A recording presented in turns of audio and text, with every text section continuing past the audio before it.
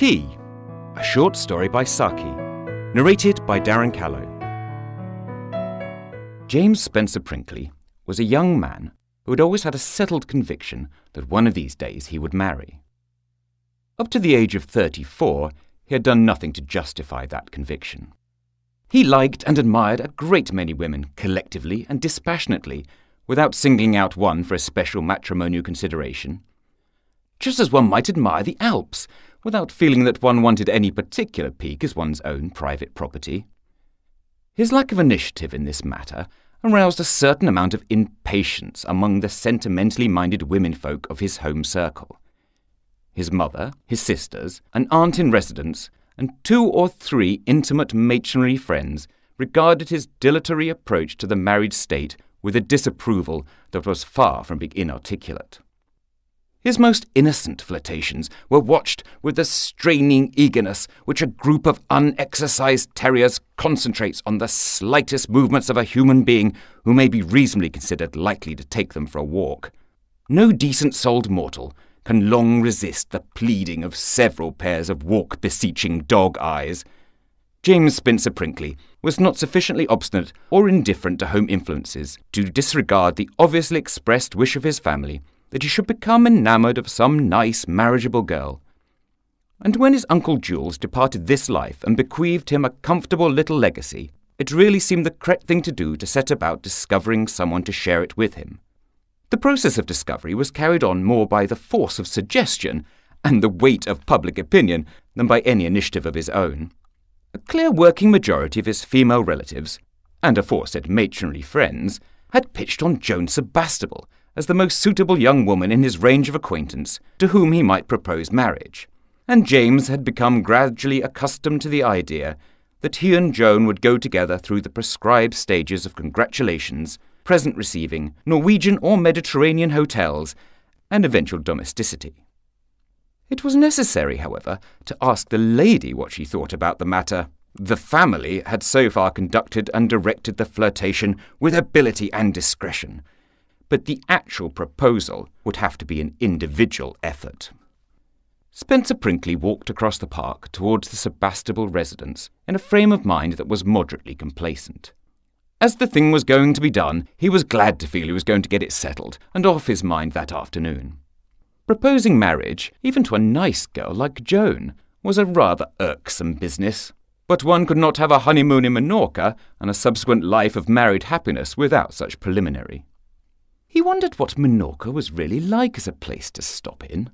In his mind's eye it was an island in perpetual half-mourning, with black or white Menorca hens running all over it. Probably it would not be a bit like that when one came to examine it. People who had been in Russia had told him they did not remember having seen any Muscovy ducks there, so it was possible there would be no Menorca fowls on the island. His Mediterranean musings were interrupted by the sound of a clock striking the half-hour. 4:30. A frown of dissatisfaction settled on his face. He would arrive at the Sebastable mansion just at the hour of afternoon tea. Joan would be seated at a low table, spread with an array of silver kettles and cream jugs and delicate porcelain teacups, behind which her voice would tinkle pleasantly in a series of little friendly questions about weak or strong tea, how much, if any, sugar, milk, cream, and so forth. Is it 1 lump? I forgot. You do take milk, don't you? Would you like some more hot water if it's too strong? Spencer Prinkley had read of such things in scores of novels, and hundreds of actual experiences had told him they were true to life. Thousands of women at this solemn afternoon hour were sitting behind dainty porcelain and silver fittings, with their voices tinkling pleasantly in a cascade of solicitous little questions. Spencer Prinkley detested the whole system of afternoon tea.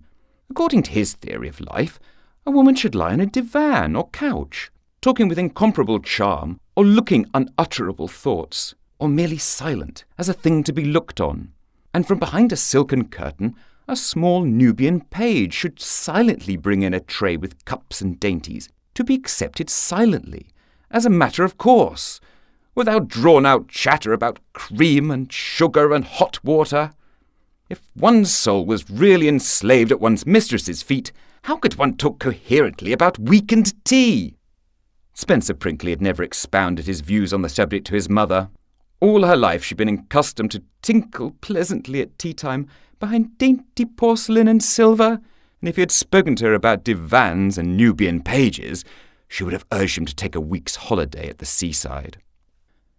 Now, as he passed through a tangle of small streets that led indirectly to the elegant Mayfair terrace for which he was bound, a horror at the idea of confronting Joan Sebastable at her tea-table seized on him.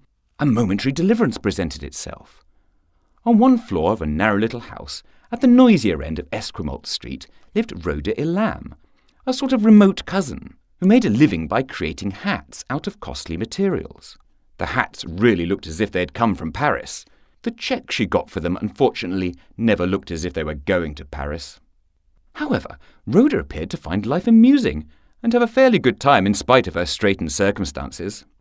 Spencer Prinkley decided to climb up to her floor and defer by half an hour or so the important business which lay before him. By spinning out his visit, he could contrive to reach the Sebastable mansion after the last vestiges of dainty porcelain had been cleared away. Rhoda welcomed him into a room that seemed to do duty as workshop, sitting room, and kitchen combined, and to be wonderfully clean and comfortable at the same time. "I'm having a picnic meal," she announced. "There's caviar in that jar at your elbow. Begin on that brown bread and butter while I cut some more. Find yourself a cup. The teapot is behind you. Now, tell me about hundreds of things." She made no other allusion to food, but talked amusingly, and made her visitor talk amusingly too. At the same time she cut the bread and butter with a masterly skill, and produced red pepper and sliced lemon, where so many women would merely have produced reasons and regrets for not having any. Spencer Prinkley found he was enjoying an excellent tea, without having to answer as many questions about it as a Minister for Agriculture might be called on to reply to during an outbreak of cattle plague. "And now, tell me why you've come to see me," said Rhoda suddenly. "You arouse not merely my curiosity, but my business instincts. I hope you've come about hats. I heard that you'd come into a legacy the other day, and of course it struck me that it would be a beautiful and desirable thing for you to celebrate the event by buying brilliantly expensive hats for all your sisters. They may not have said anything about it, but I feel sure the same idea has occurred to them. Of course, with Goodwood on us, I'm rather rushed just now, but in my business we're accustomed to that. We live in a series of rushes, like the infant Moses." "I didn't come about hats," said her visitor. "In fact, I don't really think I've come about anything. I was passing, and I just thought I'd look in and see you. Since I've been sitting talking to you, however, a rather important idea has occurred to me. If you'll forget Goodwood for a minute to listen to me, I'll tell you what it is." Some 40 minutes later, James Spencer Prinkley returned to the bosom of his family, bearing an important piece of news. "I'm engaged to be married," he announced. A rapturous outbreak of congratulation and self-applause broke out. "Ah, we knew it. We saw it coming. We foretold it weeks ago." "I bet you didn't," said Spencer Prinkley. "If any one of you had told me at lunchtime today I was going to ask Rhoda Elam to marry me, and she was going to accept, I would have laughed at the idea." The romantic suddenness of the affair in some measure compensated James's womenfolk for the ruthless negation of all their patient effort and skilled diplomacy. It was rather trying to have to deflect their enthusiasm at a moment's notice from Joan Sebastable to Rhoda Elam, but, after all, it was James's wife who was in question, and his tastes had some claim to be considered. On a September afternoon of the same year, after the honeymoon in Minorca had ended, Spencer Prinkley came into the drawing-room of his new house in Grantchester Square. Rhoda was seated at a low table, behind a service of dainty porcelain and gleaming silver. There was a pleasant, tinkling note in her voice as she handed him a cup. "You like it weaker than that, don't you? Shall I put some more hot water to it?" "No?